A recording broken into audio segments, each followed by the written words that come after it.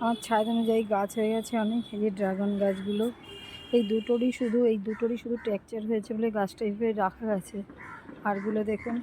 কিন্তু আমার ছাদ যেহেতু ন্যাড়া ছাদ, সেহেতু এগুলো দেওয়ার ব্যবস্থা করা নেই বলে গাছগুলো ঠিকমতো করতে পারছি না। তাই একটা কালকে এই যে উড়ো করে রেখেছিলাম, আচ্ছা কোনো রকমে একটু পরিষ্কার করলাম, আবার কালকে করব, কারণ এত রোদ্দুর দাঁড়ানো যাচ্ছে না, পুরো গা হাত পা পুড়ে যাচ্ছে। তারপরে দেখুন এগুলো সব এক এক করে এই দিলাম। তাই আপনাদের সাথে এইটা শেয়ার করছি এই কারণে, যাদের ছাদের মানে ওই দেয়াল তোলা নেই, গাছ ঝুলিয়ে দিতে পারছেন না, কিন্তু অনেক রকম সমস্যা, তারা এরকম একটা আমার মতো বাঁশ টানিয়ে নেবেন। বাঁশ টানিয়ে নিয়ে তারপরে এইভাবে গাছগুলো সব লাগিয়ে সাথে বেঁধে দেবেন। যখন ঝুলে পড়বে দড়ি দিয়ে একটু বেঁধে দেবেন, দেখবেন ঝুঁকে পড়বো, কোনো রকম অসুবিধা হবে না। তো এইভাবেই যারা গাছ লাগাতে ভালোবাসেন, নতুন গাছ লাগাচ্ছেন আমার মতো, আমি যতটুকু পারি আপনাদের সাথে ততটুকুই আমি শেয়ার করি।